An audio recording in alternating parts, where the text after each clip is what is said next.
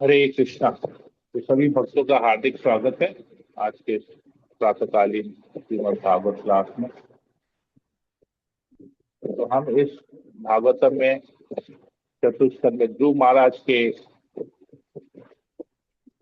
चरित्र के बारे में पढ़ रहे थे। किस प्रकार ध्रुव महाराज राजा बनते हैं और उसके भाई का वध होता है यक्षों द्वारा। तो जाता है हिमालय में सभी यक्षों को मार देने के लिए।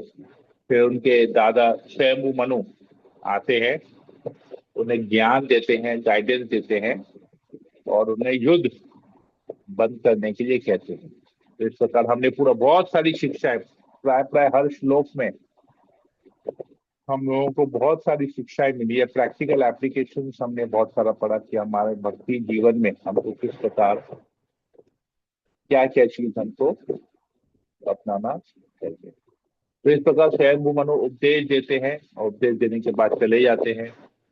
ध्रुव महाराज भी युद्ध बंद कर देते हैं। यहाँ तक हमने पढ़ा था अध्याय 11। आज हम लोग अध्याय 12 पढ़ेंगे। तो मंगलाचरण कर लेते हैं पहले।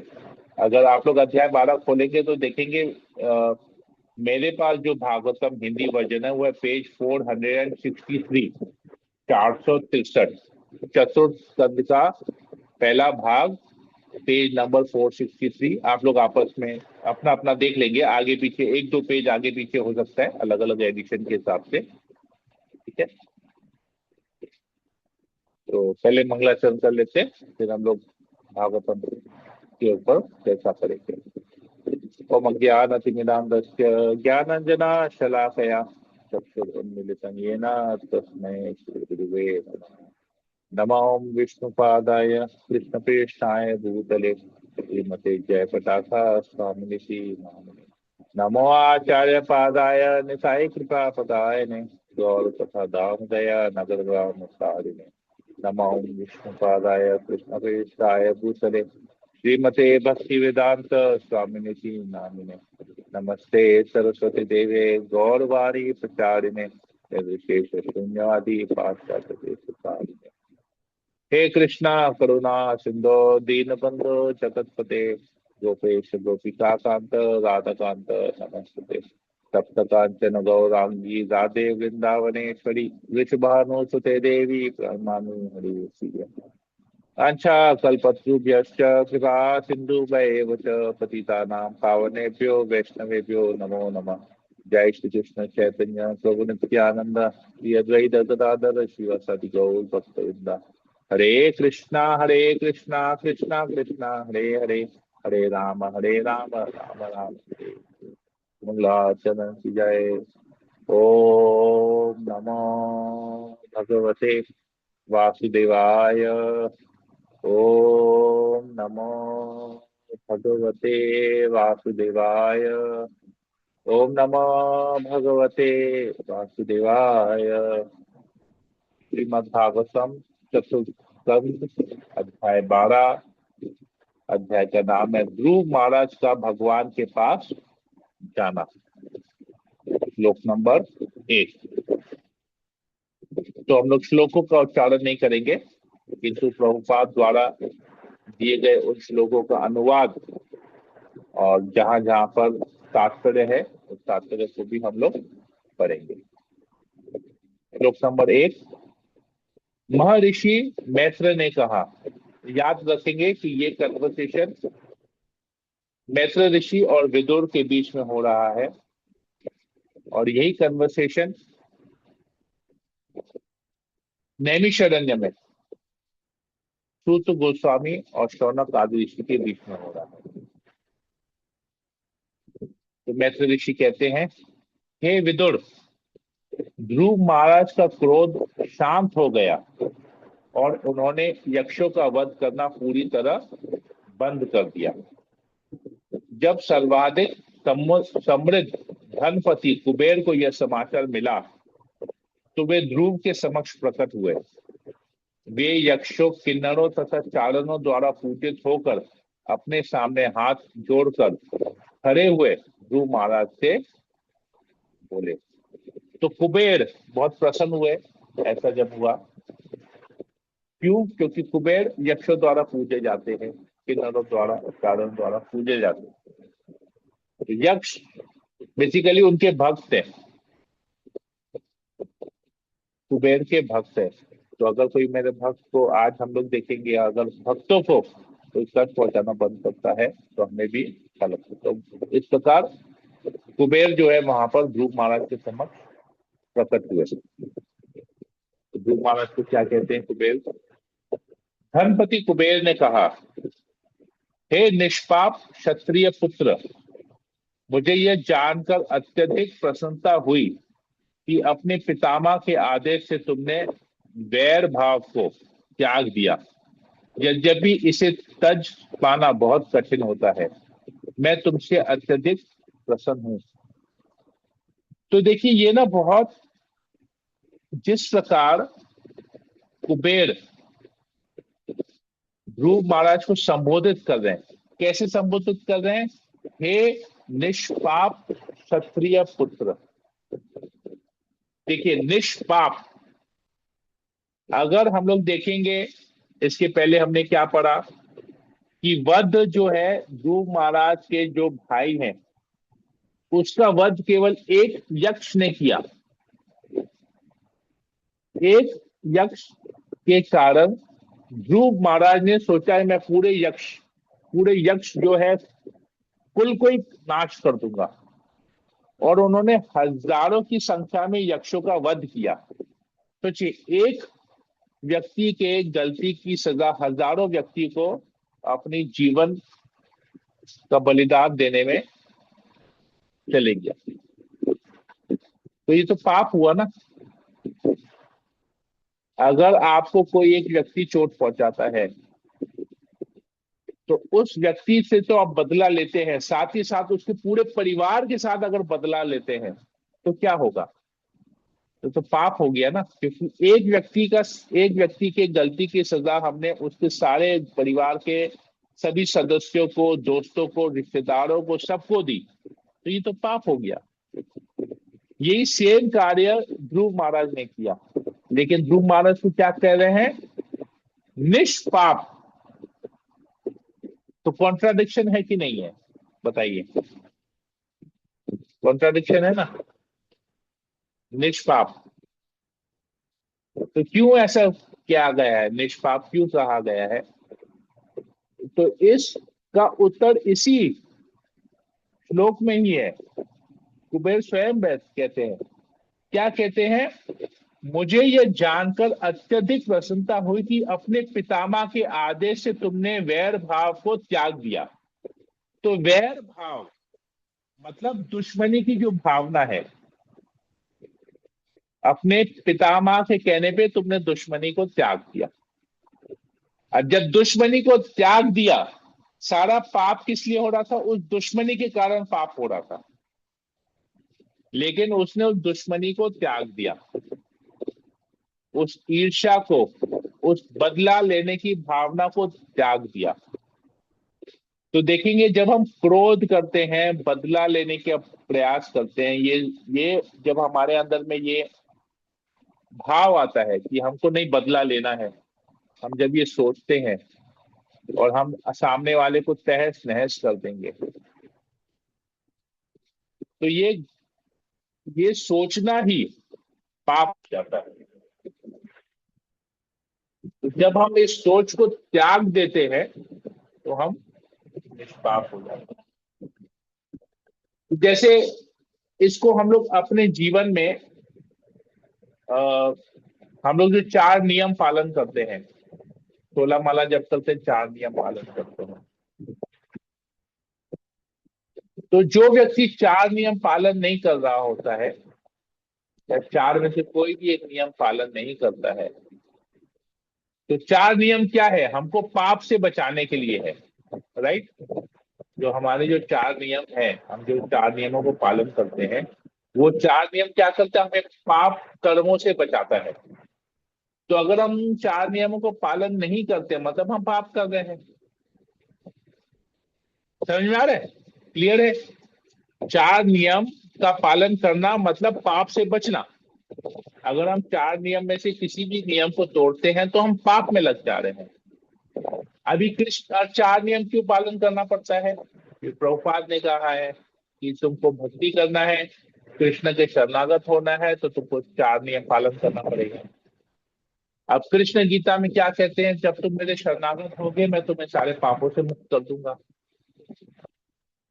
तो अभी हम जब 4 नियम पालन करते हैं तो वर्तमान में उन नियमों को पालन करते समय हम पाप मुक्त हो गए। लेकिन इसके पहले जो हमने पाप किए हैं, उसके पहले जो 4 नियम इस्कॉन में आने से पहले, 4 नियमों को अपने जीवन में अपनाने से पहले, तो हम तो पाप किए हैं, क्योंकि पहले तो नियम फॉलो नहीं करते थे, पहले चाय कॉफी सब कुछ पी रहे थे। तो अभी तो हम निष्पाप बन गए क्योंकि हम 4 नियमों का पालन कर रहे हैं। लेकिन पहले के पाप क्या हुए? क्योंकि अब हम गुरु के कहने पे 4 नियम पालन कर रहे हैं, शरणागत हो गए हैं, तो कृष्ण क्या कर रहे हैं? हमारे पिछले सारे पापों को धो दे रहे हैं, क्योंकि कृष्ण कहते हैं मेरे शरणागत हो मैं तुम्हें पाप मुक्त कर दूंगा। अब हम शरणागत हो गए, गुरु का आदेश पालन किए, गुरु की आज्ञा से हम 4 नियम पालन करना स्टार्ट कर लिए। तो वर्तमान में हमारा कोई पाप जनरेट नहीं हो रहा है, हमसे कोई पाप कर्म नहीं हो रहा है। और क्योंकि जब दीक्षा हो जाती है तो हमको गुरु दीक्षा के समय हमारे पूरे पिछले जन्म के पूरे मतलब 100 जन्मों के हमारे पाप खींच लेते हैं। 100 जन्मों के पाप खींच लेते हैं वो, और परंपरा द्वारा, उस यज्ञ द्वारा, जब हमारा दीक्षा होता है यज्ञ में बैठते हैं तो उस परंपरा द्वारा या उस यज्ञ द्वारा हमारे सारे पाप भगवान खींच लेते हैं। अब भगवान खींच लेते हैं तो देखिए हम क्या करते हैं, जब हमारा दीक्षा होता है यज्ञ में, हम क्या करते हैं, हम अपने पिता से, मतलब हमारे जो आध्यात्मिक पिता है, हमारे गुरुजन है, हम गुरुजन से प्रॉमिस करते हैं, उनको एक प्रतिज्ञा करते हैं कि हम 16 माला जप करेंगे, 4 नियम पालन करेंगे। तो गुरु क्या करते हैं, हमको निष्पाप बना देते हैं। अब फर्दर तो कोई पाप नहीं होगा क्योंकि हम 4 नियम पालन कर रहे हैं, लेकिन पहले के तो थे गुरु सारे पाप को खींच लेते हैं, मतलब हमको निष्पाप बना देते हैं। निष्पाप कैसे बनता है? जब हम गुरु का आज्ञा का पालन करते हैं। हालांकि पहले पाप किए लेकिन अभी निष्पाप हो गए। तो वैसे ही ध्रुव महाराज ने कार्य ऐसा किया, लेकिन क्योंकि वो स्वयंभू मनु की बात माने तो सारे पापों से मुक्त हो गए।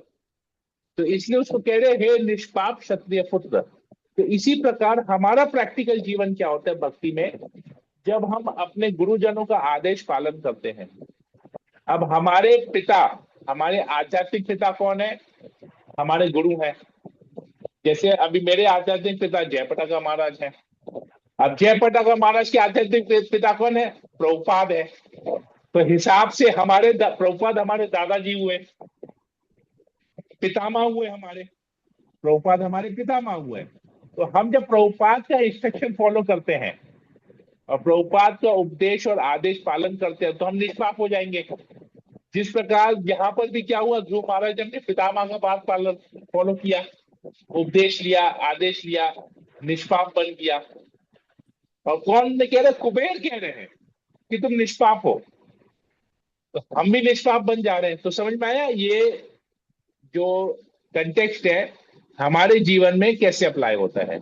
हमारे 4 नियम, केवल 4 नियम पालन करके, 16 माला जप करके हम किस प्रकार पहले के सारे पाप हमारे खत्म हो जाते, तो हम निष्पाप बन जाते हैं जब हमारा इच्छा होता है। तो ये हमारे जीवन का प्रैक्टिकल रिलेशन है यहाँ पर।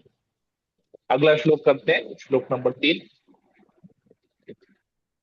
तो कुबेर आगे कहते हैं वास्तव में न तो तुमने यक्षों को मारा है न उन्होंने तुम्हारे भाई को मारा है, क्योंकि सृजन तथा विनाश का अनंतिम कारण परमेश्वर का नित्य स्वरूप काल ही है। तो हमने पहले भक्ति में आने से पहले हमने जो भी कार्य किए हैं, जो भी गलत कार्य किए हैं, वो प्रकृति के 3 गुणों द्वारा है। अब प्रकृति के 3 गुणों के अधिष्ठाता देवता कौन है? भगवान है। भगवान प्रकृति को कंट्रोल कर रहे हैं। तो अल्टीमेटली परमेश्वर सबके कंट्रोलर है। तो जब हम भगवान के शरणागत होते हैं तो भगवान हमको वैसे ही पाप रहे कर देना, सारे पापों को हाथ कर देते हैं।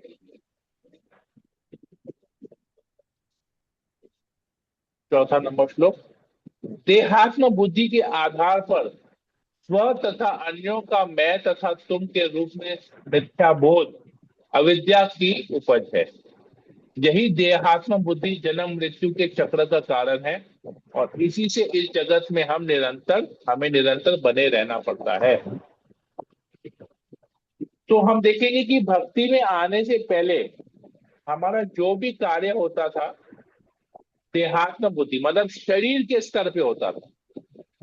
मैं अपने लिए कर रहा हूं, मैं और तुम।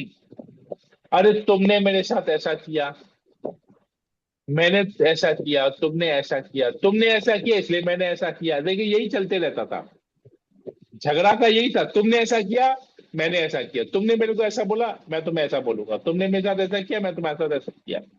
तो मैं और तुम पे पूरा देहात्म बुद्धि सब उसी पे ही चल रहा था, और इसी की वजह से हमारे अंदर ईर्ष्या नहीं जा रही थी, क्रोध खत्म नहीं हो रहा था, और इसी की वजह से हमको बार बार जन्म लेना पड़ रहा है।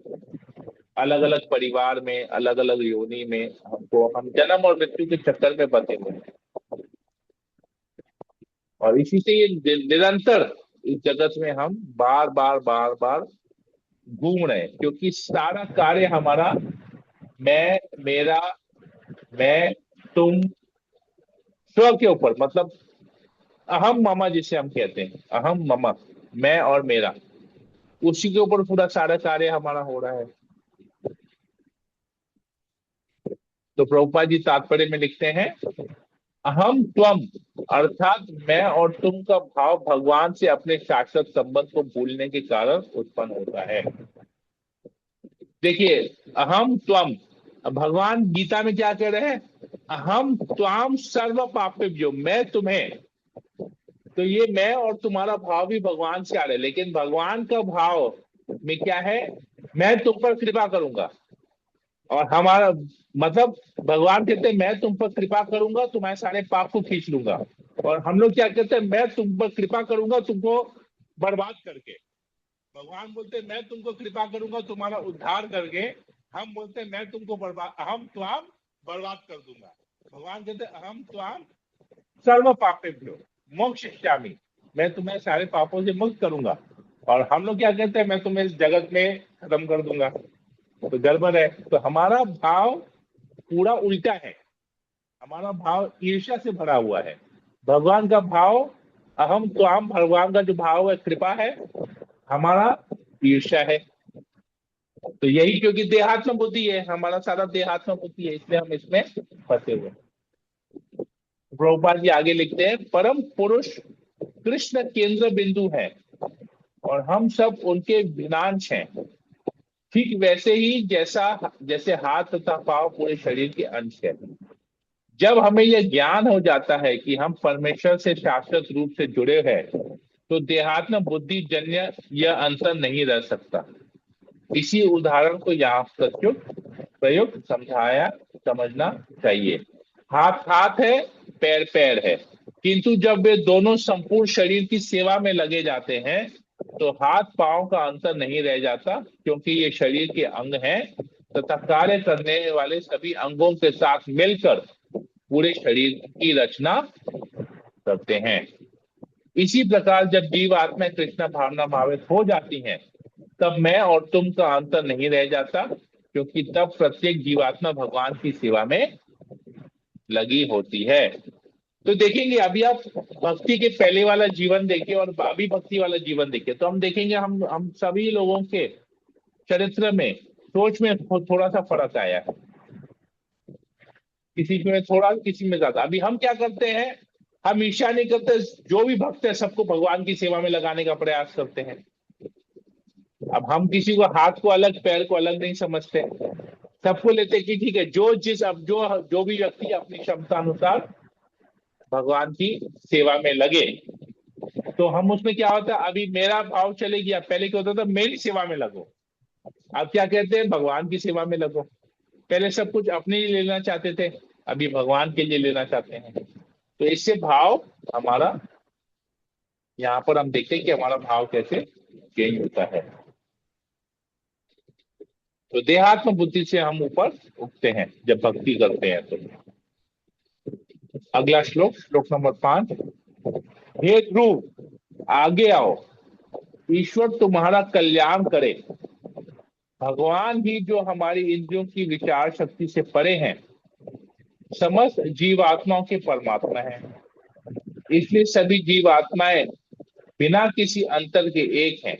अतः तुम भगवान के दिव्य रूप की सेवा प्रारंभ करो, क्योंकि वे ही समस्त जीवों के अंतिम आश्रय हैं। तभी युद्ध बंद कर दिया ध्रुव महाराज ने। अब युद्ध बंद करने के बाद क्या करेंगे? क्षत्रिय कार्य तो करना ही है, शरीर तो क्रियाशील है, शरीर तो एक क्षण भी बगैर कार्य किए नहीं रह सकता। तो या तो गलत करेंगे या सही करेंगे, या भक्ति नहीं करेंगे या भक्ति करेंगे, कार्य तो करना ही है। अभी जैसे हमने उस दिन संडे की क्लास में कहा कि देखिए, जैसे चीनी का धर्म क्या है? चीनी का धर्म है मिठास देना, मिर्ची का धर्म है तीखापन देना, अग्नि का धर्म है जो हीट, गर्माहट देना, रोशनी देना, यही अग्नि का धर्म है। इसी प्रकार जीवात्मा, मनुष्य का धर्म है, जीवात्मा का धर्म है सेवा करना। अभी हम तो सेवा कर ही रहे हैं। देखेंगे अब कोई व्यक्ति अपने माँ बाप की सेवा कर रहे हैं, कोई अपने सास ससुर की सेवा कर रहे हैं, कोई अपने बच्चों की सेवा कर रहा है, कोई पति पत्नी की सेवा कर रहा है, पति पत्नी की सेवा कर रहा है, सब कुछ, एक बच्चे की सेवा कर रहे हैं। कोई कोई अपने आसपास पास जो पड़ोसी हैं उनकी सेवा करते हैं। कोई अपने पूरे कॉम्प्लेक्स की, बिल्डिंग के कॉम्प्लेक्स की कमेटी में जुड़ जाते हैं तो कॉम्प्लेक्स की सेवा करते हैं। कोई फिर थोड़ा आगे बढ़ के कहते हैं हम निगम निगम से जुड़ जाते हैं, बोलते हैं हम जो है अपने शहर की सेवा करेंगे, अपने समाज की, जब कोई समाज का जो एसोसिएशन होता है उस समाज के एसोसिएशन में कोई पदवी धारण करते हैं, समाज की सेवा करेंगे। कोई फिर देश की सेवा करते हैं, पॉलिटिशियन बन जाएंगे, देश की सेवा करेंगे। लेकिन सेवा करना नहीं छोड़ेंगे। अगर उसको कुछ नहीं मिला सेवा करने के लिए, कोई भी परिवार का कोई भी सदस्य उसके पास नहीं है, अकेले रहता है, क्या करेगा? कुत्ता बिल्ली पालेगा, कुत्ते बिल्ली की सेवा करेगा। घर में जो है वो पंछियां लेके आएगा, तोता रखेगा, मैना रखेगा, कबूतर रखेगा, उनकी सेवा करेगा। सेवा तो करते ही रहेगा, मनुष्य का है। लेकिन क्यों? क्योंकि हम लोग भगवान की सेवा नहीं कर रहे, तो हमको सेवा, हम माया की सेवा कर रहे हैं। प्रोपा जी कहते हैं, if you don't serve God you will have to serve dog.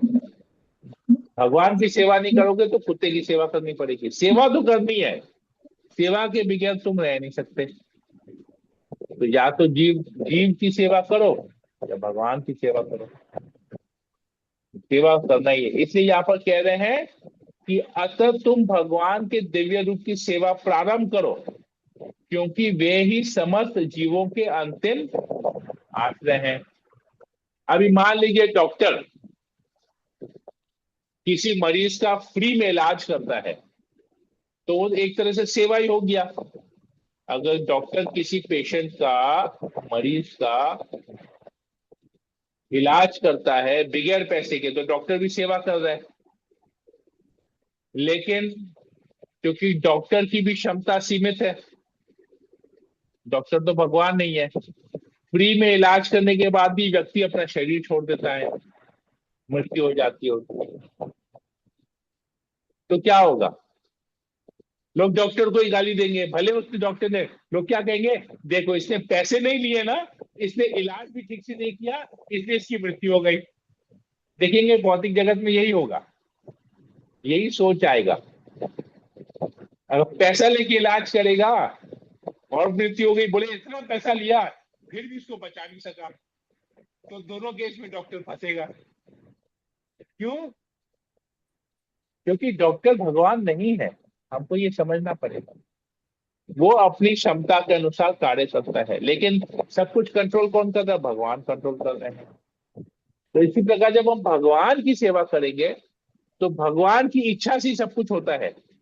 तो अगर भगवान उसको बचाना चाहेंगे तो डॉक्टर भले ही नेग्लिजेंस करे तो व्यक्ति मरेगा नहीं। लेकिन अगर वो भगवान की भक्ति नहीं कर रहा, भगवान कहते हैं ठीक है चलो हो गया, इसका टाइम खत्म हो गया, तो डॉक्टर जितना भी कर ले वो व्यक्ति नहीं बच सकता है। तो भगवान सभी जीवों के अंतिम आश्रय हैं, मतलब अनंतिम, यहाँ पर एक्चुअली अनंतिम वर्ड दिया, मतलब अल्टीमेट। ऐसा नहीं कि मर गया उसके बाद भगवान के पास जाएगा, नहीं, जीते जी भगवान का आश्रय लेंगे। जैसे आपका LIC का आता है ना, LIC का पॉलिसी के नीचे आता है ना, जीवन के साथ भी जीवन के बाद भी।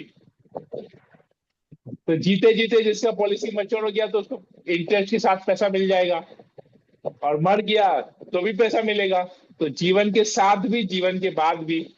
तो ये भगवान भी वैसे ही है, जीवन जीवन में रहते रहते जब भगवान की भक्ति करेंगे तो जीवन के अंत में भी भगवान ही मिलेंगे, जीवन के बाद भी भगवान ही मिलेंगे जब शरीर छोड़ेंगे।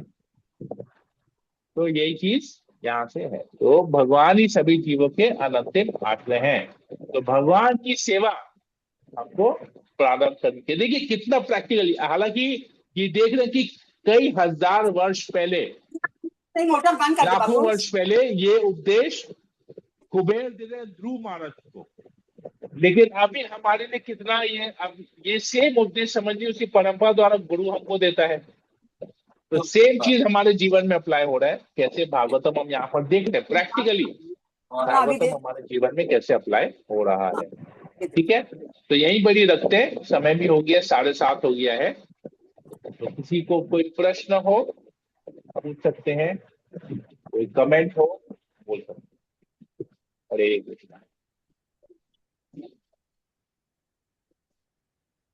हरे कृष्णा प्रभु दंडवत। हरे कृष्ण। यस, रात्रि ललिता माता बोली। हम लोग जैसे बोल रहे हैं कि दीक्षा होने के बाद हम लोग का सब पाप माने गुरु ले लेते हैं, खत्म हो जाता। अभी भी तो हम लोग का पाप होते ही है प्रभु, किसी का मन दुखाते हैं, चाहे चींटी मर जाती है, मच्छर मरती है हम लोग से, तो कुछ ना कुछ तो पाप होते ही है। किसी को, किसी जीवात्मा को कष्ट देते हैं, किसी को भी कुछ बोल दिए गुस्सा में, कभी कुछ बाद में रियलाइज करते हैं ना, जी। तो उसके लिए तभी तो बोलते हैं कृष्ण, तभी तो बोल रहा है सभी पापों से मैं मुक्त कर दूंगा। कृष्ण बोलेंगे पिछले जन्म के पाप से, या उसके पहले वाले जन्म के पाप से, या दीक्षा करोगे दीक्षा के बाद, दीक्षा के पहले तक का सारा पाप लूंगा, उसके बाद नहीं लूंगा। भगवान ऐसा बोल रहे हैं क्या? नहीं बोल रहे, भगवान बोले सभी पापों से। तो उसमें देखिए गीता में एक और श्लोक आता है, अपि चेत सु दुराचारो भजते माम अनन्य भाव। याद है गीता का ये श्लोक, अपि चेत सु दुराचारो, क्या बात है, इतना इंपॉर्टेंट श्लोक नहीं याद है? ना, एकदम नहीं याद है प्रभु। हाँ, अपि चेत सु दुराचारो भजते माम अनन्य भाव साधुर एव समन्तव्य। क्या नंबर है प्रभु श्लोक का? भगवत गीता का 9.30। अपि चेत सु दुराचारो भजते माम अनन्य भाव साधुरेव समन्तव्य समयाग व्यवसितो ही स। इसका अर्थ है कि भले ही भक्त अगर है लेकिन उसने पाप किया है, लेकिन फिर भी अगर वो मेरी भक्ति में, भगवान कहते हैं भजते माम अनन्य भाव, अगर वो अभी भी अनन्य भाव से मेरी भक्ति कर रहा है, मेरा भजन कर रहा है, तो उसको साधु एवं समन्तव्य, उसको साधु के समान समझना चाहिए। क्यों साधु के समान समझना चाहिए? समयाग व्यवसितो ही स, क्योंकि वो अभी भी मुझे छोड़ के नहीं गया है, मेरी ही भक्ति कर रहा है। उसको साधु समझना चाहिए। याद आ गया प्रभु। हाँ, याद आ गया श्लोक? 8 से श्लोक, हाँ 8 से श्लोक याद आ गया। हाँ, अपि चेत सु दुराचार, क्योंकि हमारा जो भक्ति करने के बाद, 4 नियम पालन करने के बाद, दीक्षा हो जाने के बाद भी जो हमसे पाप होता है ना, वो हमारे पिछले जन्मों की वजह से हमारा जो चेतना है ना अभी भी पूरा चेंज नहीं हुआ है, इसलिए हमसे थोड़ा बहुत अभी भी पाप होते रहेगा। लेकिन पाप होते होते हमको पाप में लग के भक्ति नहीं छोड़नी चाहिए। भक्ति अपनी जगह पे है। आज अगर हम किसी मच्छर को मारते हैं, क्यों? ये डर के, अपने बचाव के लिए मारते हैं, अपने शौक के लिए नहीं मारते। मच्छर को मारने से खुश नहीं होते हैं, आनंद से नहीं मारते हैं, अपने बचाव से मारते हैं। तो ये सब समझना पड़ेगा कि ऐसा क्यों होता है। किसी को अगर दुख पहुंचाते हैं क्योंकि वो अगर हमारी भक्ति में प्रॉब्लम करता है, इसलिए उससे बात कहते हैं, ताकि हम अपने भक्ति में हमको प्रॉब्लम नहीं आए। तो ये सब में ये चलेगा। भौतिक जगत है, भौतिक जगत में तो ये सब चलते रहेगा, क्योंकि हम अभी भी देहात्म बुद्धि में हैं। लेकिन हमको अपने भक्ति में भी वैसे ही लगना चाहिए। तो लगे रहेंगे तो अल्टीमेटली पाप मुक्त हो गई होंगे, कि भगवान खींचेंगे ना हमारे पाप। हम जितना तीव्रता से साधना करेंगे उतना हम जल्दी से पाप मुक्त हो जाएंगे। हमारे पाप तक सारे हम फर्दर और करने से बच जाएंगे। ठीक है, क्लियर हुआ माता जी? एकदम प्रभु, एकदम अच्छा से। अरे ओके, और किसी को पूछना है? हरे कृष्ण प्रभु, दंड प्रणाम। यस, आशा रानी माता जी बोलिए। जैसे माता जी बोली है कि बहुत सारी चीजें हो जाती हैं हम लोगों से, बहुत सारी त्रुटि भी हो जाती है डेली रूटीन में भी या बाहर भी कभी भी। लेकिन प्रभु जी एक चीज मेरे को जो समझ में आई है ये कि जब हम भक्ति करते हैं तो बहुत सारी चीजें हैं जो उसमें इन्वॉल्व हो जाती हैं। जैसे हम लोग कितना इन्वॉल्व हो जाते हैं, डीपली उसमें चले जाते हैं और साधना करते हैं। साधना करते करते करते हम उसमें कितना टाइम उसमें चला जाता है, और फिर घर का भी जो बहुत सारे काम होते हैं, तो जो बाहर के जो प्रज्वलित हो गए या फिर कुछ किसी के साथ टाइम स्पेंड करना है या बातें करना है बेकार की, वो सारी सारी तो चीजें तो छूट जाती हैं। तो उसमें फिर मेरे को जो भगवान ने जो भी बोला बिल्कुल सही बोला है। तो प्रभुपाद जी ने भी जो भी श्लोक लिखा है कि हम पाप करने से बच जाते हैं, तो वो सारी चीजें हमारी छूट जाती हैं, तो अल्टीमेटली कि वो चीजें हमारे से दूर हो जाती हैं। बहुत कुछ बचाता है हमारे हमें साथ, हम लोग से बहुत चीजें बचाती हैं। हरे कृष्णा Right. प्रभु। आपने और further, ठीक है, और किसी को पूछना है, कुछ बोलना है? नहीं, तो हम सेशन को यही करते हैं। हरे कृष्णा कृष्ण कृष्ण हरे हरे, हरे राम राम राम हरे हरे। वंशा कल्पतरुभ्यश्च कृपा सिन्धुभ्यैव च पतितानां पावनेभ्यो वैष्णवेभ्यो नमो नमः। समेत भक्त वृंद की जय। जगत गुरु शिल प्रभुपाद की जय। ग्रंथ राज श्रीमद् भागवतम की जय। हरे कृष्णा। हरे कृष्ण प्रभु, प्रभु जी सभी दंडवत को प्रणाम। दंडवत प्रणाम। हरे कृष्णा प्रभु जी।